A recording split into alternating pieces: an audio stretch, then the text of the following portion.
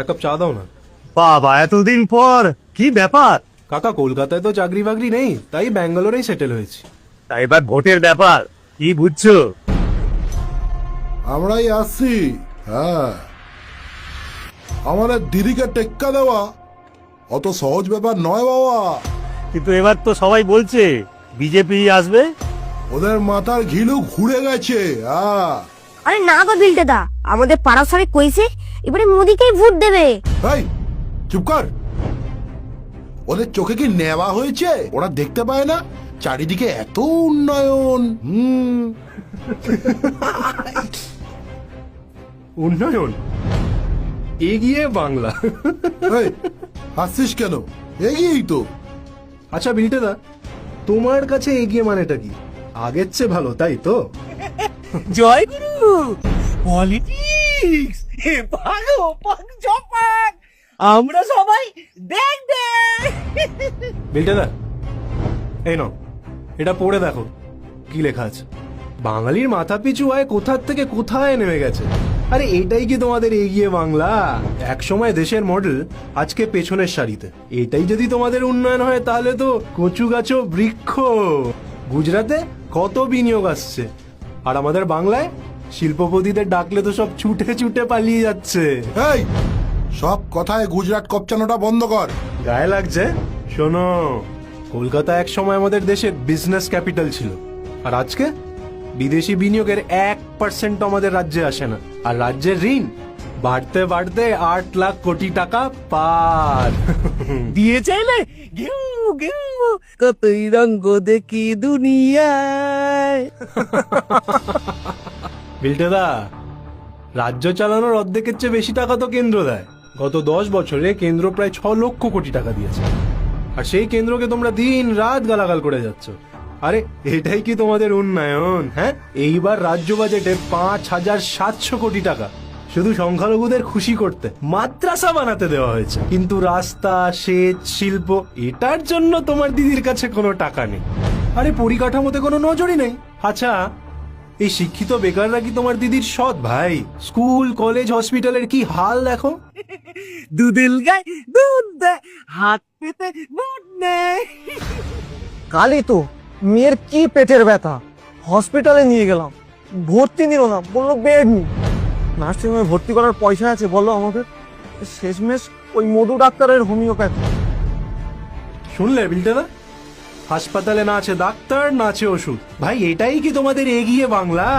সত্যি উন্নয়ন হলে এত চাকরি বিক্রি হতো? 26,000 চাকরি বাতিল হয়েছে। আর লেখাপড়া, ক্লাস 8 এর ছেলে ক্লাস 2 এর অঙ্ক পারে। কি যে দিনকাল এলো। সত্যি স্যার, রাজ্যের ইউনিভার্সিটিগুলোর র্যাঙ্কিং দিন দিন নেমে যাচ্ছে। ওদিকে ওই মন্ত্রীর বান্ধবী নাকি, তার ঘরে তো কোটি কোটি টাকার পাহাড়।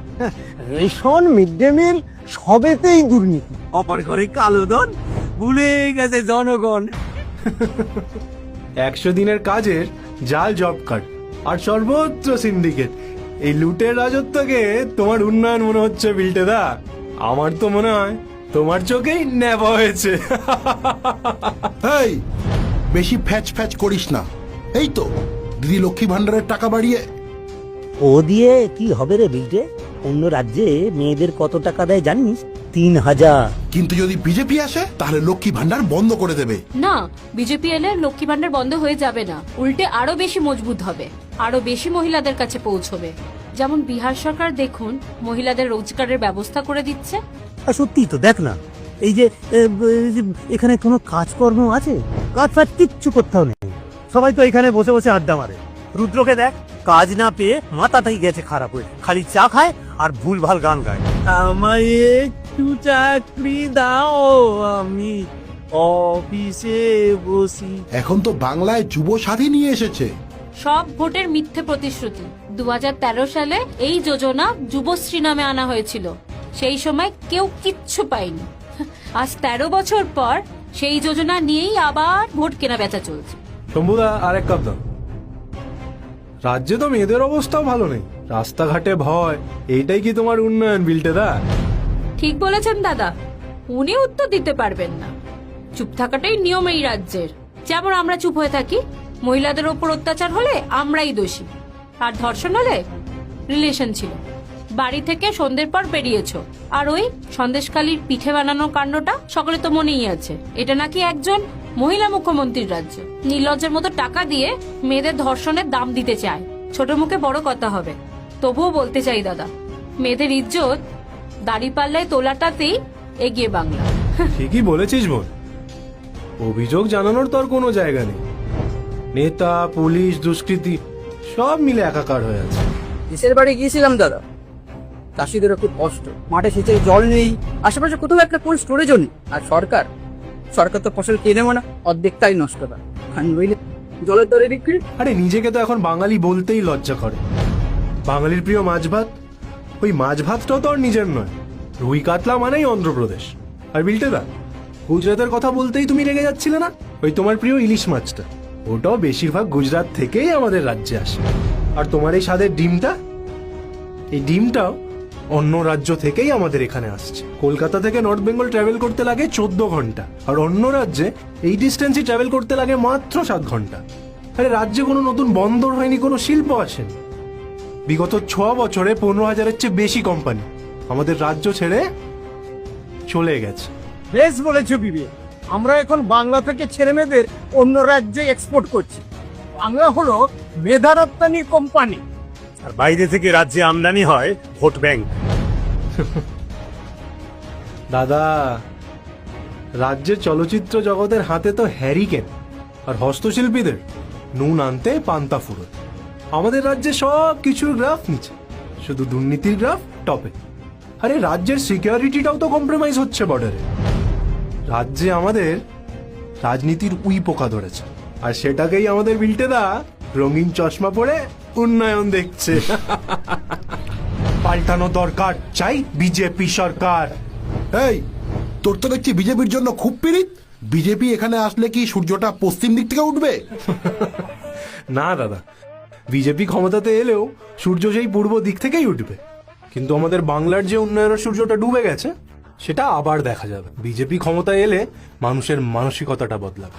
আরে আমাদের রাজ্যে তো চিকিৎসক থেকে শুরু করে কৃষক, শিক্ষক সবাই ভয়ে ভয়ে বাঁচে। একটা গোটা পরিবার ভয় নিয়ে ঘুম থেকে ওঠে, ভয় নিয়ে ঘুমোতে যায়। বিজেপি ক্ষমতায় আসলে এটা শেষ হবে, শেষ হবেই। তোমার মুখে ফুল চন্দন পড়ুক দাদা। ফুলচন্দন নয়, চপ ঘুগনি বল। আমি যেন ভাত পাই, চপ ঘুগনিতেও কাটমানি চাই। আর কি কি হবে শুনি? কথাটা মিলিয়ে নিও। বিজেপি আমাদের রাজ্যে ক্ষমতায় আসলে এই কাটমানি কালচারটা প্রথমে শেষ হবে। কারণ বিজেপি শাসিত কোনো রাজ্যে এই কালচারটা নেই। প্রথম 100 দিলে সিন্ডিকেট সাফ। ত্রিপুরাতে বিজেপি আসার পর 25 বছরের ক্যাডেট রাজ শেষ হয়েছে। এখন সরকারি প্রকল্পের টাকা পাওয়ার জন্য কোনো নেতার পেছনে যেতে হয় না। আরে বিজেপি সরকার পদে এলে তো গ্রামের প্রত্যেকটা কৃষকদের ব্যাংকেও সরাসরি টাকা ঢুকে যাবে। 2017 সালের আগে উত্তরপ্রদেশের হালও বাংলার মতোই ছিল, কিন্তু বিজেপি সরকার এসে ওখানে 3,000 কোটি টাকার চেয়েও বেশি অবৈধ সম্পত্তি বাজেয়াপ্ত করেছে। ওখানে মাফিয়া রাজ চলতো, কিন্তু এখন দাঙ্গাবাজরা দাঙ্গার নাম ভুলে গেছে। বাংলাতেও সিন্ডিকেট রাজ থামাতে বুলডোজার দরকার। একদম সত্যি, কয়লা, বালি, প্রমোটারি সিন্ডিকেট আমাদের খেয়ে নিচ্ছে। আর ওই ঘুষখোর অফিসারদের এমনটাই দিতে হবে যেন ওরা লেজ গুটিয়ে পালায়।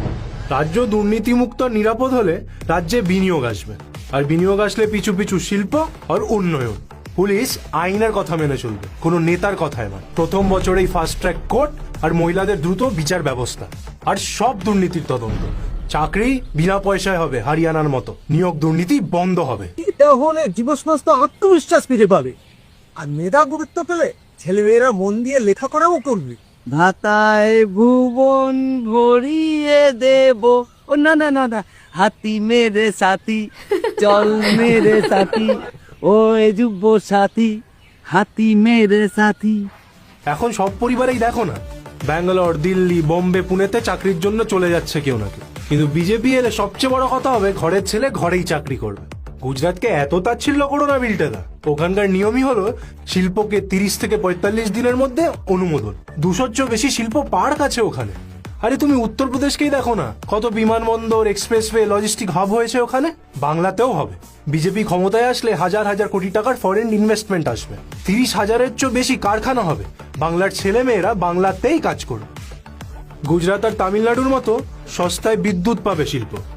আর আমাদের নর্থ বেঙ্গলের শিলিগুড়ি করিডোর, ওটাকে ব্যবহার করে বড় মাপের শিল্প হবে। তুমি দেখো না, আসামে যেমন 27,000 কোটি টাকার সেমিকন্ডাক্টর প্লান্ট হয়েছে। একসময় মধ্যপ্রদেশকে পিছড়া রাজ্য বলতো সবাই, এখন সেই এমপি কোথায় পৌঁছে গেছে? সরকার সেচ, বিদ্যুৎ আর কৃষি পণ্য কেনার উপর জোর দিতেই কৃষকদের হাল বদলে গেছে। হ্যাঁ স্যার, বাংলার সেচযুক্ত এলাকা 45% থেকে বাড়িয়ে 60% অবধি করা হবে। সরকার সঠিক দামে ফসল কিনবে। আমাদের দার্জিলিং এর চা, মালদার আম, মুর্শিদাবাদের রেশমের জন্য কোল্ড চেন তৈরি করা হবে। সব ডিভিশনেই এগ্রি প্রসেসিং ক্লাস্টার তৈরি করা হবে। আমাদের রাজ্যের সীমান্ত থাকবে সুরক্ষিত আর অনুপ্রবেশ হবে বন্ধ। আমাদের বাংলার সাংস্কৃতিক পরিচয় বঙ্কিমচন্দ্র, রবীন্দ্রনাথ ঠাকুর, বিদ্যাসাগর, নেতাজি, আমাদের দুর্গাপুজোর বাউলের পরম্পরা, বিজেপি এলে এগুলো সুরক্ষিত হবে। আর যত ঐতিহাসিক মন্দির আছে, তীর্থ আছে, সব সংস্করণ হবে। বাংলা ভাষা, বাংলা সাহিত্য আর অন্যান্য সাংস্কৃতিক যে সমস্ত চর্চাগুলো আছে সেগুলো রাজনীতি মুক্ত হবে। আর তেল দিয়ে চপ শিল্প হয়, কিন্তু কোনো শৈল্পিক চর্চা হয় না। ঠিক বলেছিস, চপ শিল্প ঘুগনি শিল্প নয়, বরং ট্যুরিজমটাকে শিল্পের মর্যাদা দিতে হবে। কি নেই আমাদের?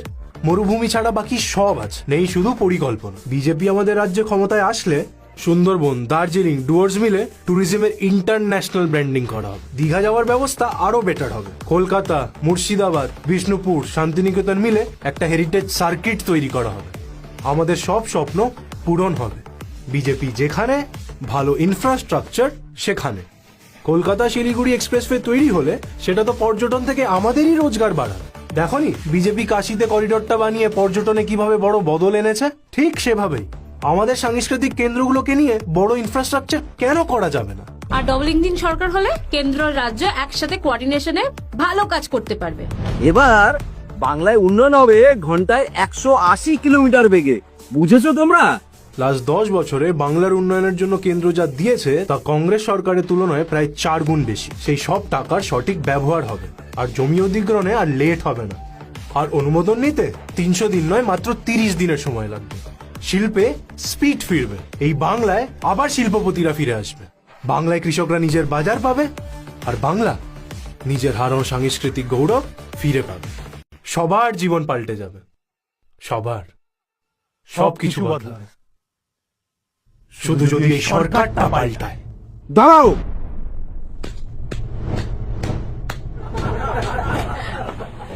পাল্টানো দরকার, পাল্টানো দরকার। চাই বিজেপি সরকার।